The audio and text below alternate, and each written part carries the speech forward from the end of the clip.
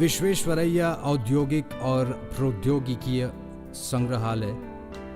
यह फिल्म इस महान आत्मा, अग्रणी अभियंता, उत्कृष्ट राजनीतिज्ञ, महान दूरदृष्ट, औद्योगिकरण के महान समर्थक, आधुनिक कर्नाटक के शिल्पकार मोक्षगुंडम विश्वेश्वरैया को समर्पित करता है। आज बंगलौर भारत का अग्रणी और तेजी से बढ़ रहा शहरी केंद्र है। भारत रत्न सर मोक्षगुंडम विश्वेश्वरैया उन मिथकीय दूरदृष्टाओं में से एक हैं जिन्होंने आधुनिकता के बीज बोए और आज हम उसकी फसल काट रहे हैं। लब्ध प्रतिष्ठ स्त्री पुरुषों की कहानी दोबारा नहीं कही जा सकती। महान उत्कृष्ट पर्वत शिखरों की तरह इस तरह के महान लोग विवरण को आमंत्रित करते हैं, लेकिन परिभाषा के दायरे में नहीं बनते। यह इसी तरह की एक मिथकीय भारतीय प्रतिभा की कहानी है। 1861 का साल, 15 सितंबर का दिन और जगह थी नैनाभिराम नंदी हिल्स पहाड़ियां। मुद्देनहल्ली के छोटे से कस्बे में एक बच्चे का जन्म हुआ था जो बड़ा होकर आधुनिक मैसूर राज्य का पिता बनने वाला था।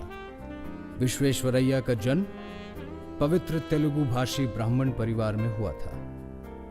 उनके पिता श्रीनिवास शास्त्री संस्कृत के विद्वान थे। विश्वेश्वरैया जब 15 साल के थे तभी उनके पिता का निधन हो गया। उसके बाद अपने बेटे को शिक्षा देने का दायित्व उनकी मां वेंकट लक्ष्मम्मा पर आन पड़ा।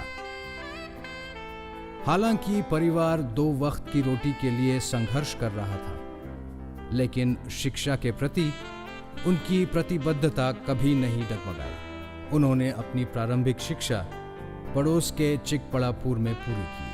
Sir M. Vishweshwaraya studied here and he completed his higher education. Myself and my staff members were very proud enough, even my students also were very proud enough, we are part and parcel of this institution. Visvesvaraya प्रतिभाशाली छात्र थे। वह high school और college में शिक्षा जारी रखने के लिए बेंगलुरु गए। उन्होंने बेंगलुरु के सेंट्रल कॉलेज से अपनी बीए की पढ़ाई पूरी की। एक योग्यता छात्रवृत्ति की बदौलत वे अपना अध्ययन जारी रख सके। वह पुणे के कॉलेज ऑफ साइंस से जुड़े। यह संस्थान, जिसे अब कॉलेज ऑफ इंजीनियरिंग के नाम से जाना जाता है, उन्होंने सिविल इंजीनियरिंग का अध्ययन किया और 1885 में चोटी की रैंक से स्नातक किया, जिसके बाद उन्होंने अपनी पहली नौकरी शुरू की। सहायक अभियंता का स्पृहणीय पद मुंबई विश्वविद्यालय के टॉपर के नाम आरक्षित था। उन्होंने नासिक में सहायक इंजीनियर के रूप में अपना करियर शुरू किया। वह जल्द ही पूरे बॉम्बे प्रांत के सैनिटरी इंजीनियर बन गए। सर एम विश्वेश्वरैया को भारतीय सिंचाई आयोग से जुड़ने के लिए आमंत्रित किया गया। इसी दौरान अभियंता के रूप में उन्होंने उत्कृष्ट कार्य किए। उन्होंने बॉम्बे प्रांत के लिए उत्तम योगदान किए। To begin with, he was given a greatest challenge of dealing with the flood problem of Khadakavasla, a reservoir which supplies water to Pune city. He thought probably by designing automatic gate this problem could be solved, and it worked very well, and it is this automatic gate at Khadakavasla that gave him a very big name throughout the world. उन्होंने सिंचाई की जटिल प्रणाली विकसित की जिसने बांध की ऊंचाई बढ़ाए बिना भंडारण क्षमता बढ़ा दी। यह एनिमेशन स्पष्ट करता है कि यह प्रणाली कैसे काम करती है। यह प्रणाली फ्लोट और डेड वेट और पुली और चेन के आधार पर विकसित किया गया है। इस प्रणाली में एक कुआं और 8 दरवाजे होते हैं। इस अवस्था में फ्लोट कुएं की पेंदी में और डेड वेट उसके शीर्ष पर होता है। गेट से जो बंद होता है, चेन और पुली का एक और सेट जुड़ा होता है।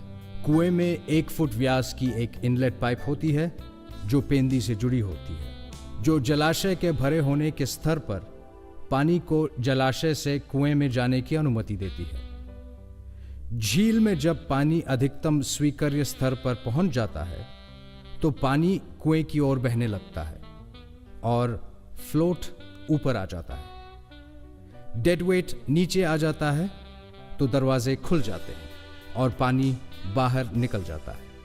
इसी तरह जब जलाशय का जल स्तर गिरता है और दरवाजे बंद हो जाते हैं। इसे सबसे पहले 1903 में पुणे के खड़कवासला जलाशय में लगाया गया था। आगे चलकर उन्होंने इंजीनियरिंग के इस चमत्कार का पेटेंट हासिल किया।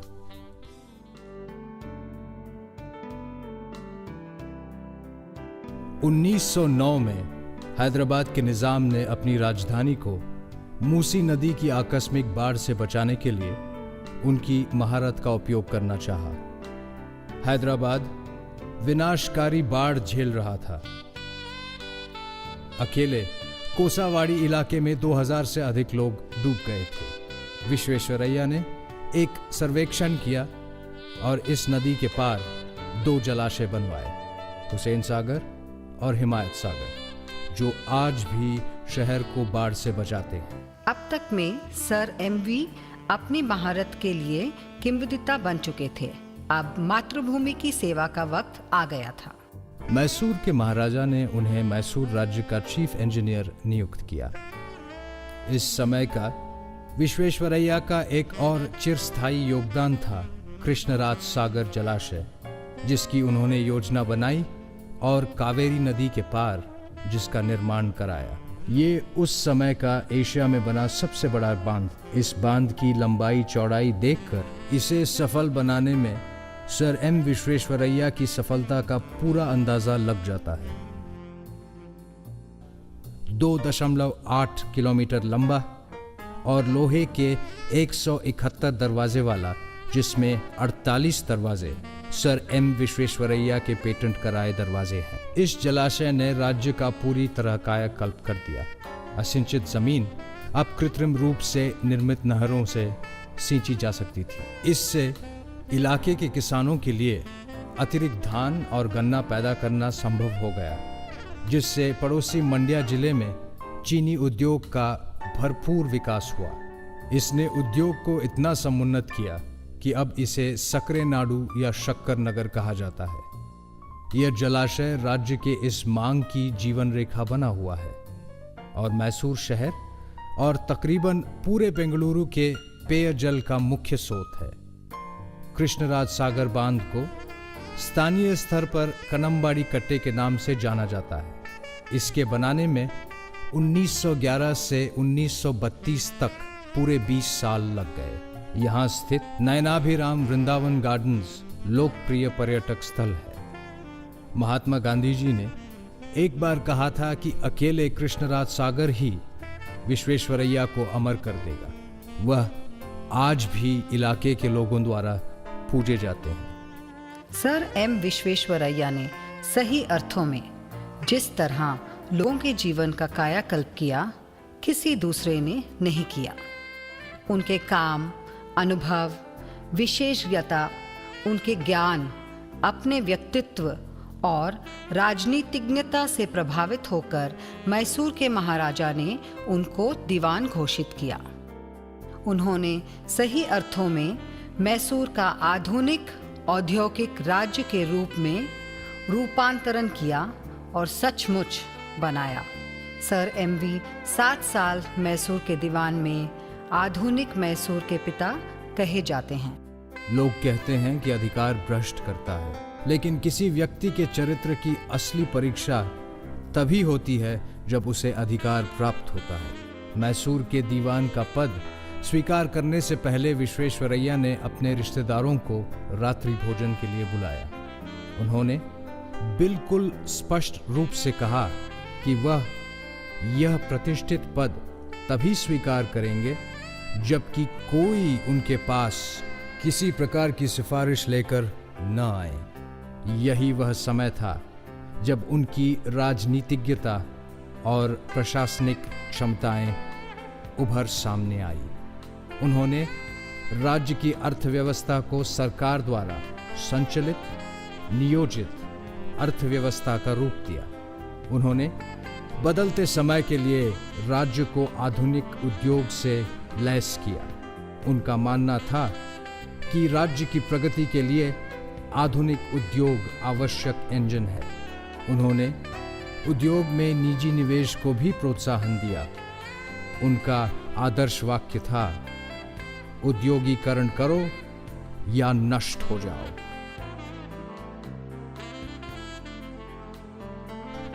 लंबे समय तक Tata iron and steel factory के सलाहकार के रूप में विश्वेश्वरैया ने अपना ध्यान राज्य के लौह अयस्क के भंडार पर केंद्रित किया।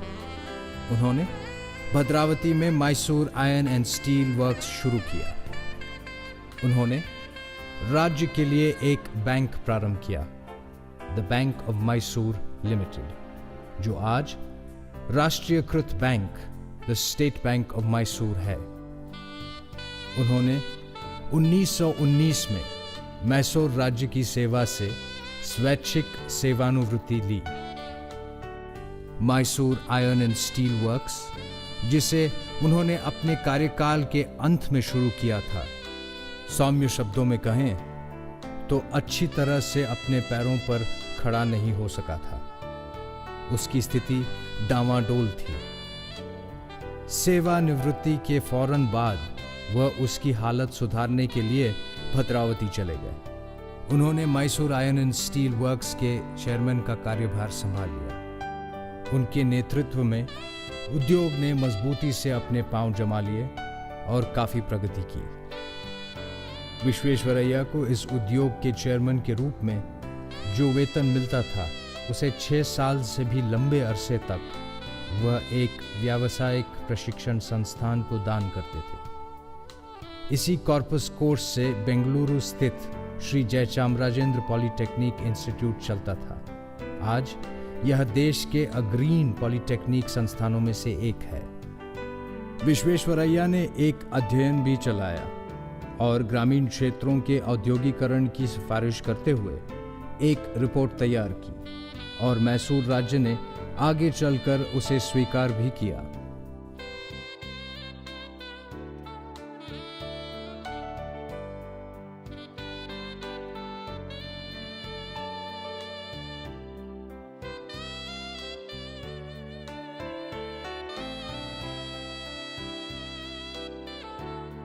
उनकी सलाह की देश भर में काफी मांग थी। उन्होंने सूरत, पूना, भोपाल, बड़ौदा, नागपुर, ग्वालियर, इंदौर, कोल्हापुर और अहमदनगर जैसे कई शहरों की नगर योजना और जल आपूर्ति प्रयासों में महत्वपूर्ण योगदान किए। उनकी अन्य उपलब्धियों में बिहार में गंगा नदी पर रेल पुल, उड़ीसा में महानदी की बाढ़ का नियंत्रण वगैरह शामिल थे। ऐसे व्यक्ति के रूप में जिसका मानना था कि औद्योगिकरण ही राष्ट्र की प्रगति का एक लौता रास्ता है, उन्होंने 1941 में ऑल इंडिया मैन्युफैक्चरर्स एसोसिएशन का गठन किया। उन्होंने उद्योगों को अधिकाधिक आधुनिक प्रौद्योगिकी अपनाने और अपने क्षितिज का विस्तार करने के लिए प्रोत्साहित किया। वह अपनी आखिरी सांस तक इन तमाम गतिविधियों में लगे रहे।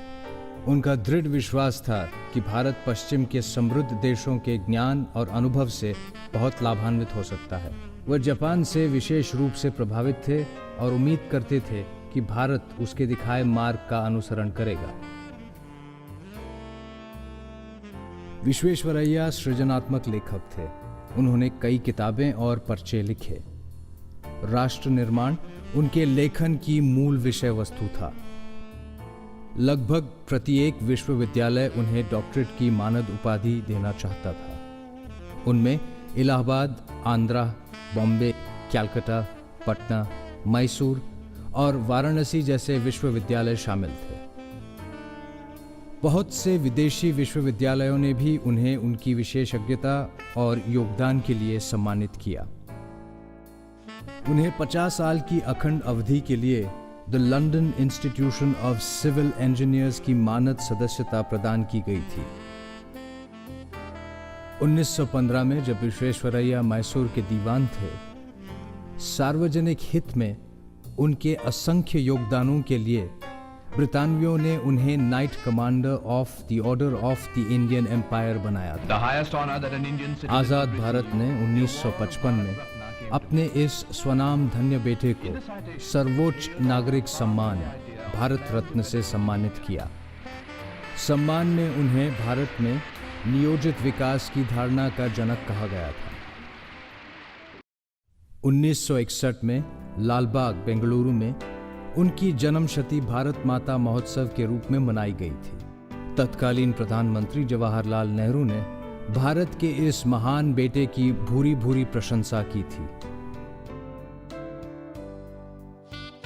वह इन तमाम सम्मानों से अप्रभावित रहकर बिना किसी शान शौकत के आखिरी दम तक बेंगलुरु स्थित अपने मकान में रहे। 14 अप्रैल 1962 को 101 साल की उम्र में उनका निधन हो गया। मुद्देनहल्ली में जहां उनका जन्म हुआ था, उनके इच्छा अनुसार उनका अंतिम संस्कार वहीं किया गया।